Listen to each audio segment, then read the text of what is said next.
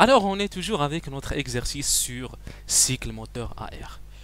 Donc, on va faire la quatrième question. Donner les expressions des échanges de chaleur Q1,2, Q2,3, Q3,4 et Q4,1 produites lors des quatre transformations. Préciser leurs signes, en déduire l'expression du rendement thermodynamique état du moteur en fonction de gamma V2 et V1 et les différentes températures calculées état. Alors, question 4 maintenant. Question 4, on va déterminer Q12. Alors, Q12, on sait que de 1 jusqu'à A2, on a un gaz parfait d'ailleurs, il s'agit d'une transformation qui est isotherme. Il s'agit d'une isotherme en toute simplicité. Et qu'est-ce que j'ai? Eh bien, j'ai delta Q égale. Il s'agit d'une isotherme. Delta Q par exemple, c'est CVDT plus L dV. Pour un gaz parfait, ce L est égal à P.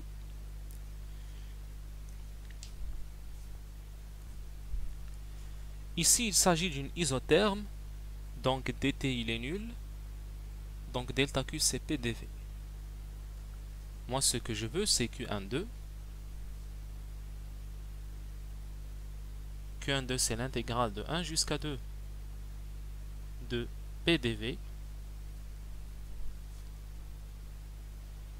Sachez qu'on a un gaz parfait, donc PV est égal à nRT. Donc P, c'est nRT sur V. Donc Q12, c'est nRT, l'intégrale de 1 jusqu'à 2 de dV sur V. Sachez que j'ai pu faire sortir la température parce qu'elle est constante. R c'est une constante, N c'est une constante. Donc finalement, on va trouver nRT ln V2 sur V1. Je ne vais pas quand même vous rappeler que l'intégrale de 1 jusqu'à 2 de du sur U, c'est ln U2 sur U1. Alors on trouve ça, on va faire l'application numérique. Toute application numérique faite, on trouve. Bien, pour me réduire un petit peu le travail, j'ai dit que c'est P1V1 ln V2 sur V1 parce que nRT est égal à P1V1, sachant que ça c'est nRT1 exactement, ou T2 parce que T1 est égal à T2, comme vous voyez ici dans votre tableau récapitulatif. Eh bien, on trouve moins 207,94 kJ. Eh bien, cette quantité, elle est bien négative, du fait que ici, on a delta Q est égal à PdV.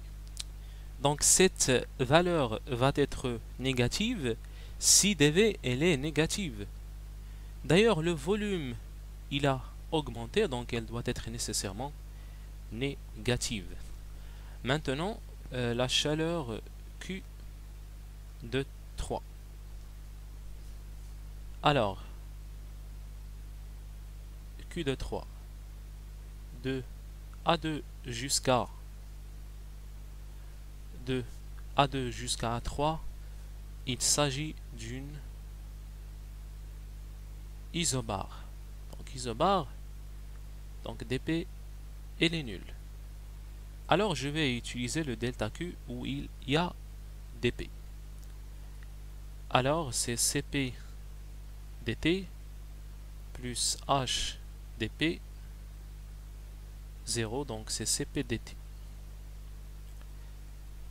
Donc là, il faut connaître l'expression de Cp. Donc si par hasard vous oubliez ce Cp, je vais vous écrire en effet quelque chose en rouge pour savoir ce P là, ce Cp. Donc ce Cp, on va se mettre d'accord. Avec moi, on va se mettre d'accord. Je ne vais pas utiliser le grand Cp ou le petit Cp. Si j'écris comme ça Cp, c'est Cp comme ça, c'est pas molaire, c'est le grand Cp. Si je fais Cp avec petit m, il faut savoir que c'est Cp molaire. Donc ça, c'est quel CP? Est-ce que c'est CP molaire? Est-ce que j'ai fait le M? Mais j'ai pas fait le M, donc c'est le grand CP. Donc voici, contemplez un petit peu ce qui est en rouge, contemplez-le. Donc CP c'est gamma NR sur gamma moins 1. Faites une pause s'il vous plaît et contemplez ça. Sachant que j'ai dit que puisque j'ai pas fait M, ça c'est pas molaire. Ça c'est... Est-ce que c'est CPM ça? Ça c'est CP, donc c'est le grand CP. Alors on va dire que ici delta Q c'est gamma NR sur gamma moins 1 dt. Qu'est-ce que je veux? Je veux Q de 3. Donc Q de 3 c'est l'intégrale de 2 jusqu'à 3 de gamma NR sur gamma moins 1 dt. Gamma NR sur gamma moins 1 c'est une constante, donc on peut la faire sortir. Donc on va mettre ici gamma NR sur gamma moins 1, l'intégrale de 2 jusqu'à 3 dt. Donc c'est T3 moins T1 moins T2. Alors, sachez ici que gamma est égal à 1,4, R 8,314, SI l'unité internationale. Et puis j'ai tout ici, donc je vais vous faire les applications numériques. L'application numérique. Alors on fait l'application numérique, sachant que N est égal à 34,6 mol, on trouve que Q de 3 est égal à 1057 kJ.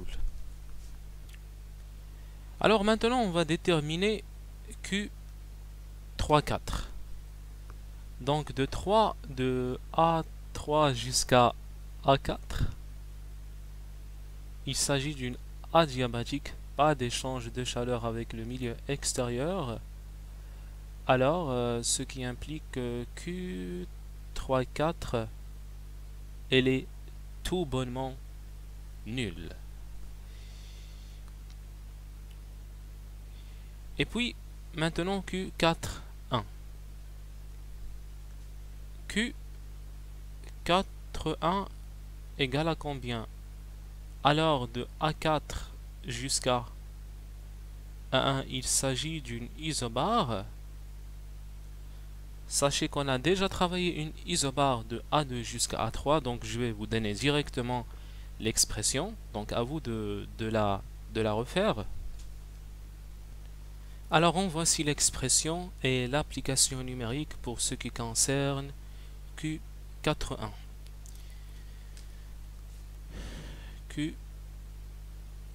Q41. Maintenant, on déduire, donc préciser leur signe. Ah, j'ai pas précisé le signe, donc dans les autres qui ont déjà pu précéder.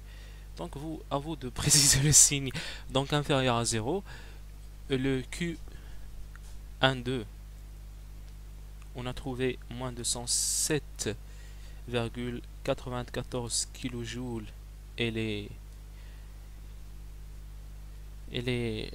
bon, il faut que j'appelle quelqu'un en primaire pour me dire le signe de Q12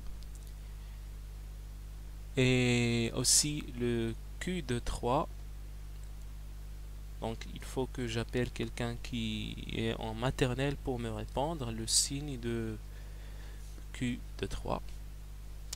Donc il va bien sûr me dire que je ne sais pas le sens d'un signe ou quelque chose de ce genre. Quelqu'un qui est étudiant en maternelle. Donc maintenant le rendement thermodynamique. Préciser leur signe. En déduire l'expression du rendement thermodynamique état du moteur en fonction de gamma, V2 et V1 et les différentes températures. Calculer état. Bien, je vais vous donner d'abord les expressions des températures. Ce n'est pas les applications numériques, mais les expressions. Eh bien, le rendement thermodynamique état. Eh bien, état égale à moins W sur Q chaude, ou bien sûr moins W du cycle, mais sur Q chaude. Alors, ici, il faut savoir que le premier principe implique que delta U du cycle égale à 0. Or, le delta U du cycle, c'est tout simplement égal à quoi?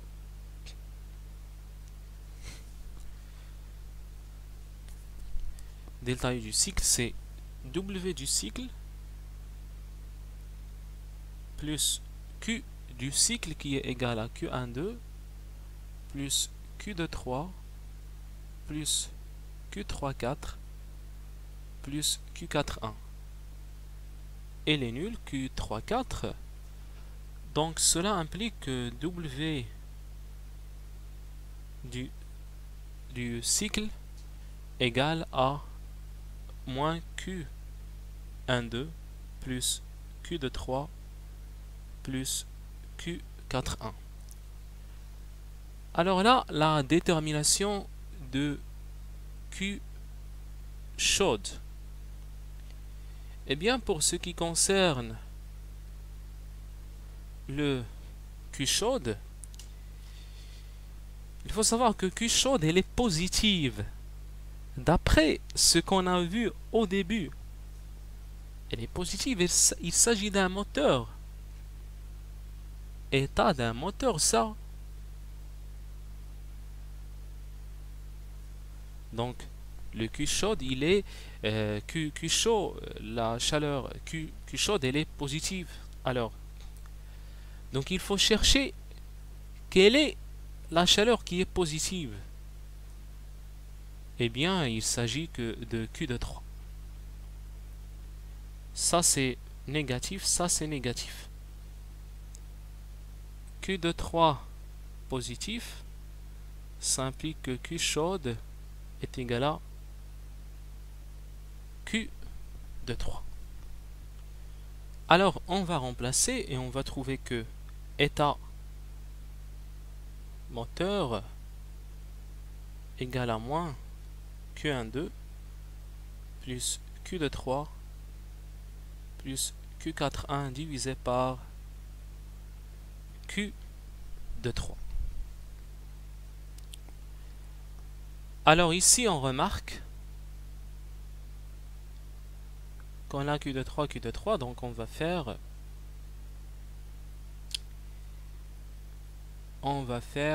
ici il faut enlever ce signe moins parce que W du cycle est égal à ça. Voilà. Donc ça va donner 1 plus Q12 plus Q41 divisé par Q de 3. Alors le Q12 est égal, donc il est dit de donner ça en fonction de gamma V2 et V1 et les différentes températures. Donc je vais laisser ce 1, c'est pas grave. Q12 c'est N RT1 ln V2 sur V1 et Q41 c'est gamma NR sur gamma moins 1 T1 moins T4, tout cela divisé par gamma NR sur gamma moins 1 multiplié par T3 moins T2. Alors je vais séparer un petit peu ces deux termes pour trouver 1 plus NR T1 ln V2 sur V1 sur gamma NR sur gamma moins 1 T3 moins T2 plus T1 moins T4 sur T3 moins T2. Voilà. Donc, j'efface un petit peu ça. Voilà. Donc, état égale Donc le NR va disparaître avec ce NR. Et on va avoir 1 plus gamma moins 1 sur gamma. T1 ln V2 sur V1 divisé par T3 moins T2 plus T1 moins T4 sur T3 moins T2. Donc ça, c'est tout simplement état, le rendement de ce moteur. Alors, il faut remarquer une chose. État est égal à 1 plus ça. Ça, c'est un moteur. Donc, nécessairement, état, il doit être inférieur à 1. J'ai ici 1 qui figure devant moi, je le vois. Donc, pour que ça soit inférieur à 1, il faut nécessairement que cette valeur soit inférieure à 0. Remarque, cette valeur, elle est inférieure à 0. On va faire une application numérique concernant cette valeur-là, justement, voilà. On trouve à peu près moins 0,6. Donc, nu de ce moteur, c'est 1 moins 0,6, on trouve 0,4. Donc, ou aussi 40%. C'est-à-dire, il y a une perte de 60%. Mais déjà 40%, c'est pas mal. Vous pouvez aussi utiliser état moteur, c'est moins W du cycle sur QC, c'est-à-dire que c'est Q2, Q1,2 plus Q2,3 plus Q4,1 divisé par Q2,3. Q2,3, voilà. Donc vous faites l'application numérique et vous allez trouver aussi 0,4. Donc, si par hasard dans un exercice, vous trouvez ça, c'est-à-dire que les résultats sont similaires, sachez que tout ce qui est précédent est vrai. Donc c'est tout pour cette question. Donc après on va voir la 5e question. En effet, dans la 5e question, on va voir l'entropie. Donc calculer pour chacune des transformations les variations delta S de l'entropie du gaz. Que peut-on dire de delta S du cycle? Donc vous ne voyez pas ça, mais je viens de vous lire la question. Merci pour votre attention.